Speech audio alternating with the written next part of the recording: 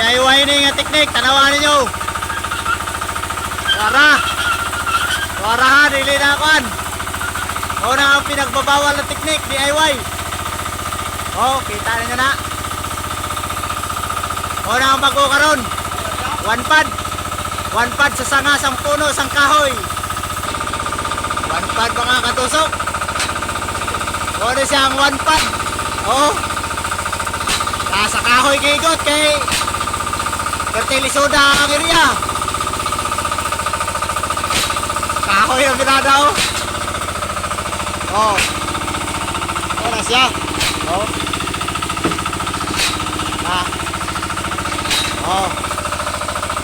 Oh, kita niyo na. O ano ang mga bagong teknik ron sa panasok ha? Patiknik-tiknikanay lang ni. Oh, grabe mo yung sa kahoy oy. Kung magtasok mo nga doon sa kahoy, ngayon lang pagtiknik, humok na kayo. Wapo na kayo, humok kayo. Pati humok ka. Na. Tatanan mo na sukay niya. Isa may nakagi, ano ho. Ingani nga kagi.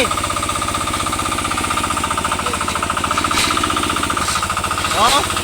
Apike kayong area ko, tanawa, lisod kayong area. Damay ra kayong area. So, ingani na na mo. Ayaw ka kayo na ay kahoy o. Natiknikan pa sa kahoy. Shoutout sa tanang tubiro niya. Mga tasok bomba. Mahoni ang bagong style na mo ron. Kahoy na higot. Wala na yung tripod eh. Humo kayo. Basta sa kahoy. Oh, murag sumpa siya sa kahoy ba. Humo kayo. Na. Dali ra kayo malubong. Nakadalang di buinas na mo kanyo. O, nakadalang di buinas. O, ay isip purgit lang. Ito sukutip. Nanaspirada.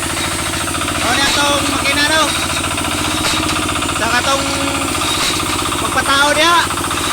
Itunong ninyo sa dagkong kahoy kay para hikta na mo buton. Dito nung ihikot ang buton o. Tanaw na itong ginayong. Pasado yung kayo siya no. Kaya dako mga kayo sa nga ngagiktan. Ano?